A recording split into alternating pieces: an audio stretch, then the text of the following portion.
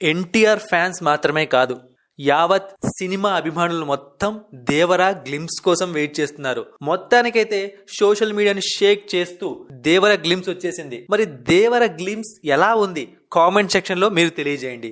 Devara glimpse గురించి మాట్లాడే ముందు మనం కొన్ని విషయాలు మాట్లాడాలి. కొరటాల శివకు ఈ సినిమాకు ముందు ఒక భారీ ఫ్లాప్ పడింది.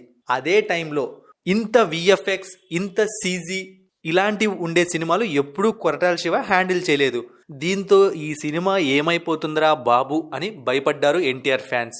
కానీ గ్లిమ్స్ చూశాక ప్రతి ఒక్కరికి ఒక క్లారిటీ వచ్చేసింది. విఎఫ్ఎక్స్ కానీ, సీజీ కానీ, ఎన్టీఆర్ లుక్ కానీ అదిరిపోయాయనే చెప్పాలి. అయితే ఇన్ని మాట్లాడి మనం అనిరుద్ బీజిఎం గురించి మాట్లాడుకుంటే చాలా తప్పైపోతుంది బ్రదర్. సింపుల్గా ఒక సాంగ్ పెట్టేశాడు, బీజిఎంతో అదరు కొట్టేశాడు. ఆ సాంగ్ని కూడా అనిరుద్ధే పాడేశాడు. మేబీ ఆ వాయిస్లో ఏదో మ్యాజిక్ ఉంటుందేమో, విన్నంతసేపు చాలా బాగా అనిపించింది. కరెక్ట్ ఎన్టీఆర్ వచ్చే టైంకి బీజిఎంని మరో లెవెల్కి తీసుకెళ్లాడు. సో అనిరుద్ధ్ నుంచి మనం ఎక్స్పెక్ట్ చేసేది అదే. మొత్తానికైతే అది జరిగిపోయింది. ఇక నెక్స్ట్ మనం ఈ గ్లిమ్స్లో కొన్ని షార్ట్స్ గురించి మాట్లాడాలి. ఒకటి బోట్ షాట్ అవ్వచ్చు, బాగా వచ్చింది. అండ్ ముఖ్యంగా ఆ మూన్ షాట్, హాఫ్ మూన్ ఉంటుంది. ఎన్టీఆర్ నరికిన తర్వాత రక్తంతో ఫుల్ మూన్ అవుతుంది. కొరటాల శివ అద్భుతంగా తీశాడు ఆ షాట్ మాత్రం.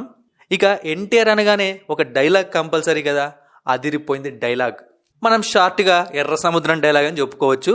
బట్ డైలాగ్ డెలివరీ సూపర్గా ఉంది. మొత్తానికైతే గ్లిమ్స్తో ఎన్టీఆర్ ఫ్యాన్స్కి ఫుల్ మీల్స్ పడిపోయిందని చెప్పాలి.